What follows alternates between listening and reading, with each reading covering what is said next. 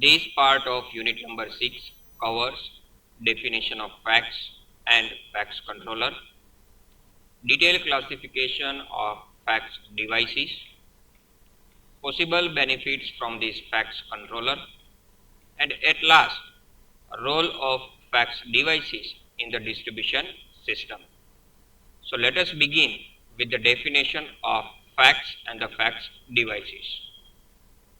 The flexible alternating current transmission systems incorporating power electronic based and other static controllers to enhance controllability and increase the power transfer capacity.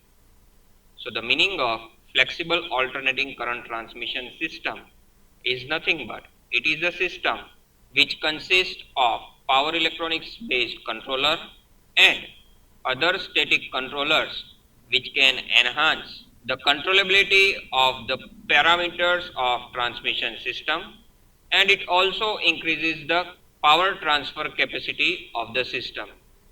The definition of fax controller: it is a power electronic based system and other static equipment which provide control of one or more AC transmission system parameters like series impedance, shunt impedance, current, voltage, and phase angle.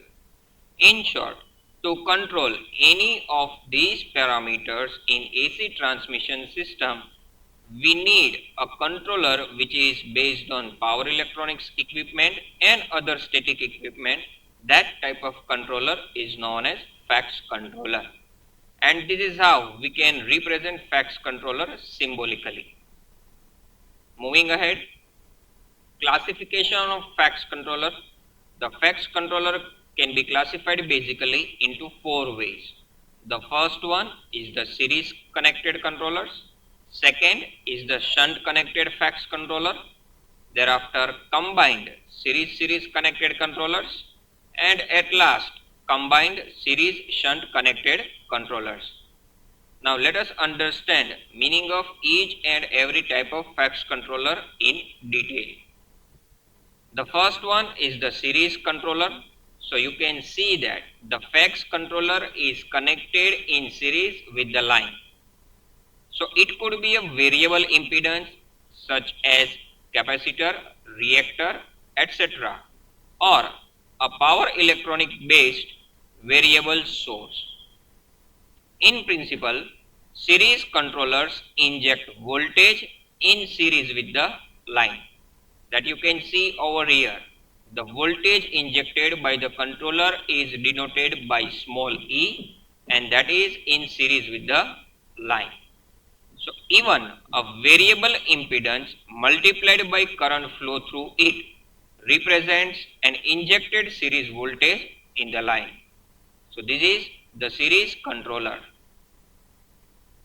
Next is the shunt controllers, where the fax controller is connected in shunt manner with the line. So as in the case of series controllers, the shunt controllers may be a variable impedance, variable source, or a combination of both of these.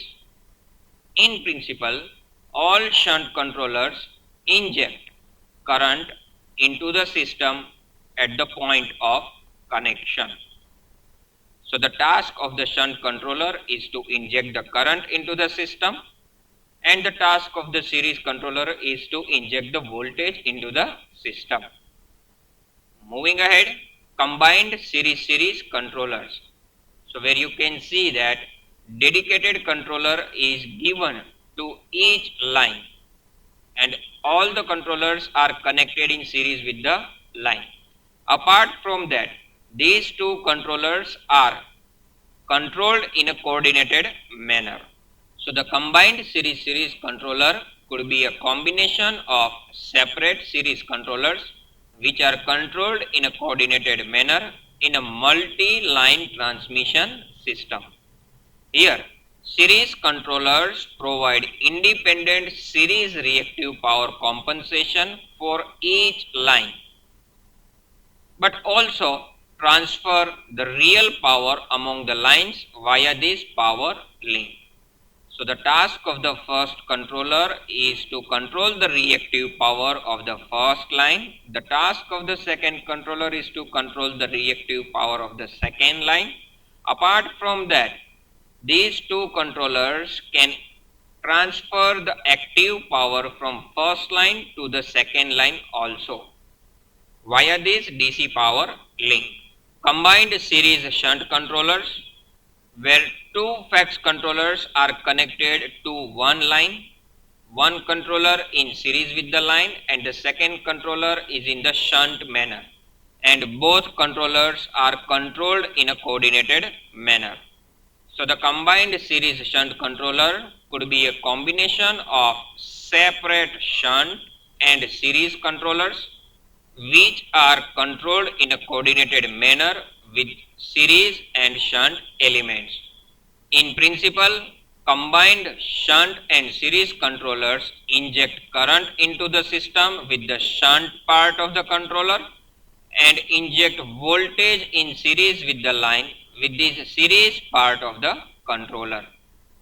Now let us go through the detailed classification of each and every type of FACS controller. The first one is the shunt connected controllers. So basically, the shunt connected controllers can be classified into four ways. The first one is the STATCOM. It is also referred as static compensator. The second type of shunt connected controller is SSG. That is also referred as static synchronous generator. These static synchronous generator can be further classified into two types. The first one is the battery energy storage system and the second one is the super magnetic energy storage system. The third type of the shunt connected controller is SVC, which is also referred as static volt ampere reactive compensator.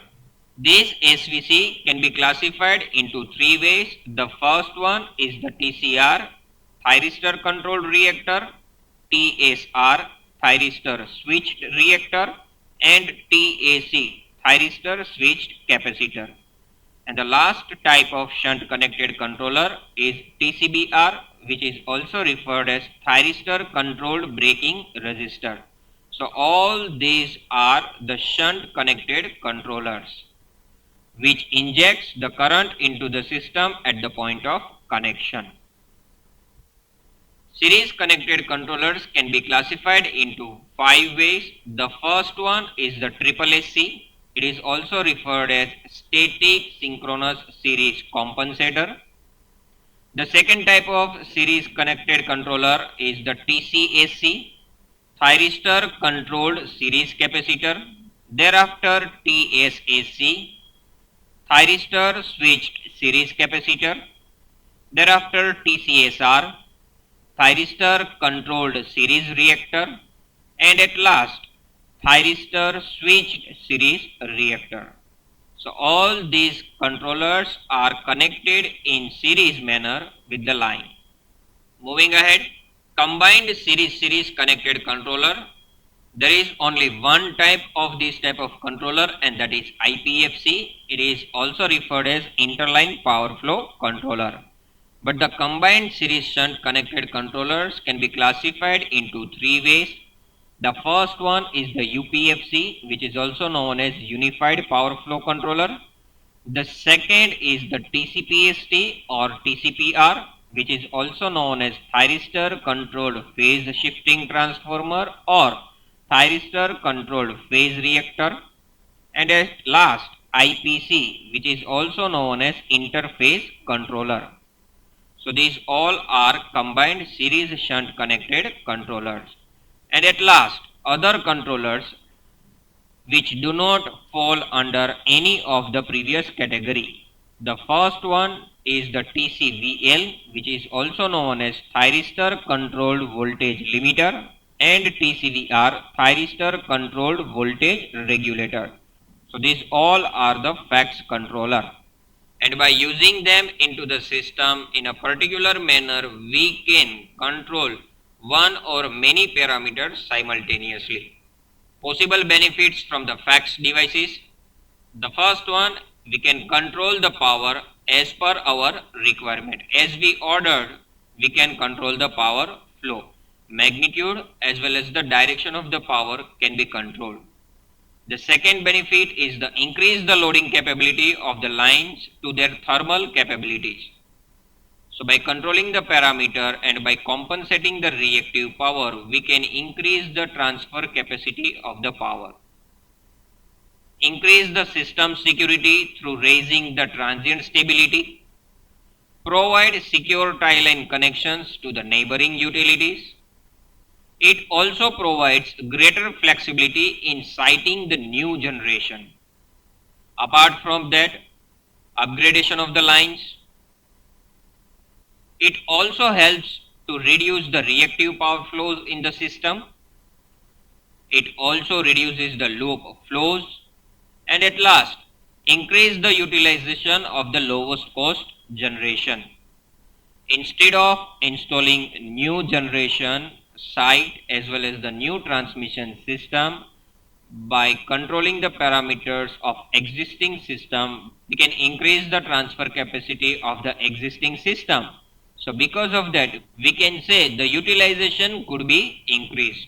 So these all are the benefits from the FACTS devices. Now let us go through the FACTS controller in the distribution system. FACTS was developed originally for the transmission network. These all FACTS devices were basically developed to control one or more parameter of the transmission networks. Since last 10 years for improvement of power quality in the distribution system. That means since last 10 years, these FACTS controllers are also playing a vital role in the distribution network for the power quality purpose. So what is the meaning of power quality?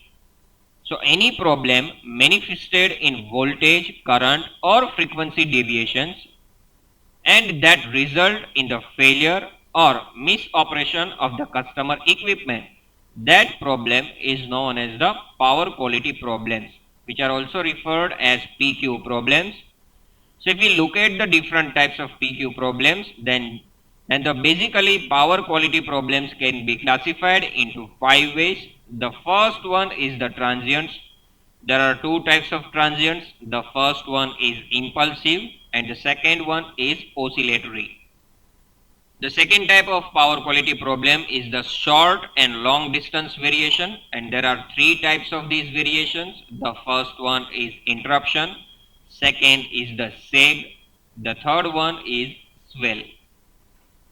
The third type of power quality problem is the waveform distortion, and that could be due to the DC offset, harmonics production in the waveform, notching generation in the waveform, or the noise produced because of some other reasons. The fourth type of power quality problem is the voltage flickering, and at last the frequency variations are also considered as power quality problems. So to eliminate one or more type of power quality problems, the FACTS controllers could be used.